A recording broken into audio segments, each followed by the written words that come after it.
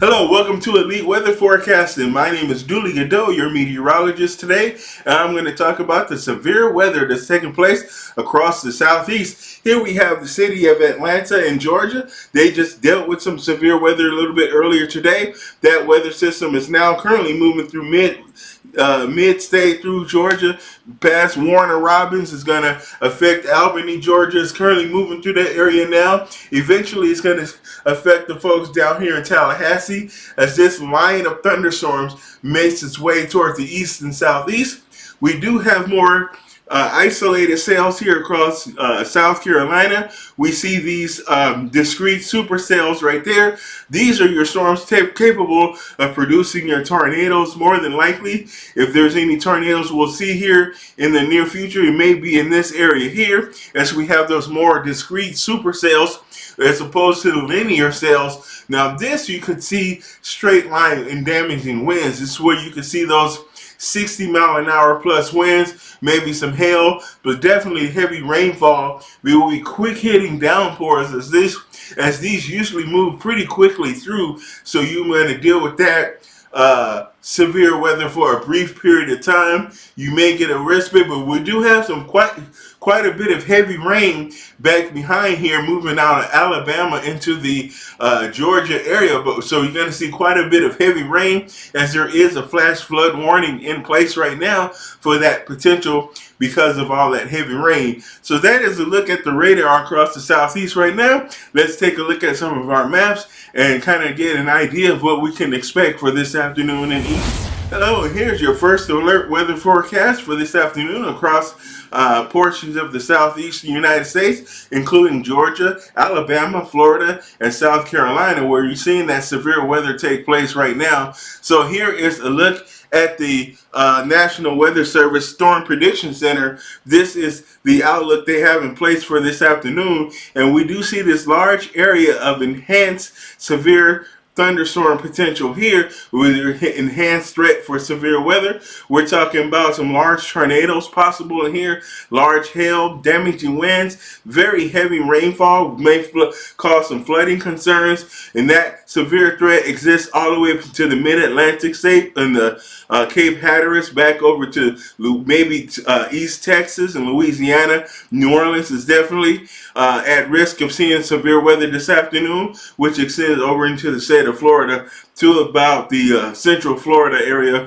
maybe Orlando, down to Clearwater, Florida. You could see that severe weather as well. That potential also exists for severe weather here in the mid-Mississippi Valley through Arkansas and Missouri, parts of Oklahoma, maybe southwestern Illinois could see a potential risk for a severe thunderstorm this afternoon. We'll see general thunderstorms up into the state of Wisconsin, over into Indiana and the mid-Atlantic. Another area of some thunderstorms exists here in the Pacific Northwest. Maybe a few more minor thunderstorms may generate up there, as we do have a little bit of instability in that area.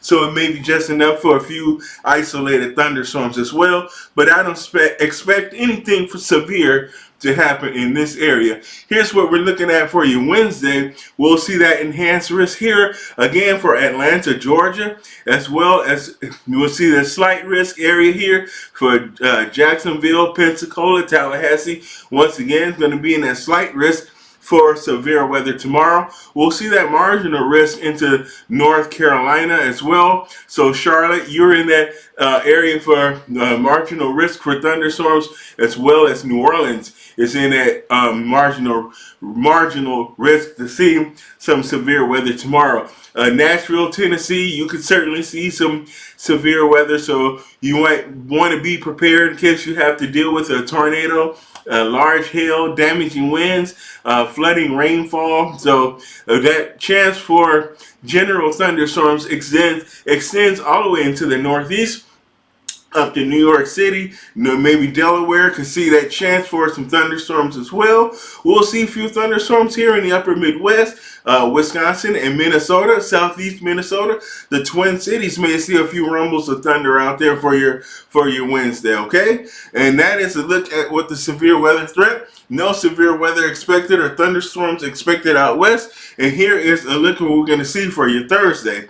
That storm system starts to make its way off the coast. Now that slight risk for severe weather only extends here across North Carolina, maybe parts of Virginia. So Norfolk, Virginia, we're talking about Charlotte here, and Cape Hatteras may see a slight risk for some severe weather across your area. So that means that large hail and damaging winds is going to be the primary threat. We'll see that marginal risk here across central Florida. So Orlando, Jacksonville, Tampa, St. Petersburg. Oh, we dropped our little clicker here. Let's pick up our clicker. Just upset at the camera. So anyway, let's let the camera, we're going to keep it moving. So we'll see that severe risk in this area, and for the rest of the nation, going to be pretty quiet with no thunderstorms expected for the western 2/3 of the nation, or 3/4 of the nation. So yeah, very quiet, much more quieter day as far as severe weather is concerned for your Thursday. So let's take a look at what the National Weather Service has out there right now. We do have this tornado watch in effect here across central and southern Georgia. This is going to be in effect until about 7 o'clock this evening, Central Standard Time.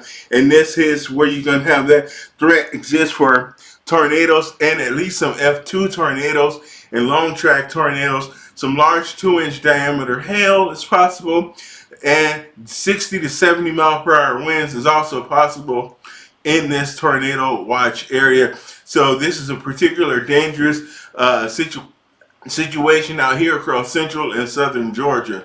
And here is a look at what the National Weather Service thinks that we could see. This area right here could be the area where we could see that most dangerous activity. So we're going to have that tornado. This is why that tornado watch exists for this region. And here is a look at what we could see later on today. They may need to extend it further south and east. So we're going to see this cross the Florida Panhandle here. We got Tallahassee and Pensacola, Apalachicola, Panama City. Could see that threat for a tornado. Remember, I mentioned those water spouts that come up off of the Gulf of Mexico quite frequently across this time of the year. In this part of the country, we see those water spouts come on shore, and they can come on shore as pretty weak tornadoes, F0, F1, but occasionally you can get one F2. So kind of minimal tornadoes that usually come off the Gulf as from those water spouts. And here is a look at the thunderstorm risk for your these are our different categories for thunderstorms, and we got we get your general thunderstorms where it's not severe. Heavy rain and flooding is always going to be a situation with this. And then you get your marginal risk, isolated severe thunderstorms, limited in duration, they don't last long, and or coverage and intensity. This is typically your pulse thunderstorms, your afternoon heat of the day, pop-up thunderstorms. It's your minimal risk severe storms.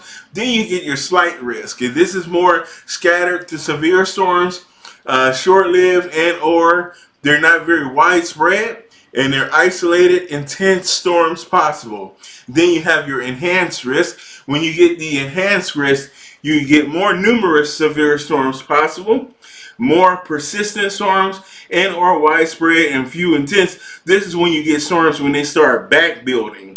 And back building is when new storms take the place of older storms that are dissipating, and they create a lot of boundaries, outflow boundaries, and they generate new storms to take their place. So these usually become self-propagating thunderstorms. And then you get the moderate, the category 4. This is widespread severe storms. They're usually more long-lived, widespread, and intense. And then you get a high category, widespread severe storms expected. This is almost guaranteed, long-lived, very intense and widespread, and this is when you typically see your F4 and F5 tornadoes, when there's numerous large tornadoes out there, and this is not a good situation when you get that. This is kind of rare actually in our country. It's rare most places of the world. We only see this category maybe once or twice a year, that the outlook will get to the point that we get a high category. That's 1 or 2 times a year as a nation. So, and here we are looking at the GFS. This is what we have for this afternoon, depicted by the GFS, and the GFS thinks that this is going to be the primary area for that severe weather today. You see a linear thunderstorm here. This indicates a linear pattern in the thunderstorm. So we can see the lines of severe thunderstorms going through parts of the southeast right there. And then we have that wet weather here across the upper Midwest. And we have them.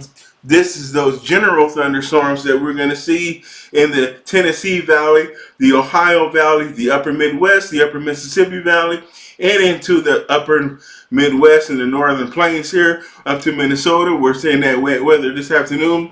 There may be a rumble of thunder out there, but nothing like what we're seeing now across the southeast. But, okay, all right. So we're about to get real here. I want to play with something real here because I was looking at the GFS long range extending out to, we got the 14th. All right, so we are going to move into this is for next Thursday, and this is what's on the GFS.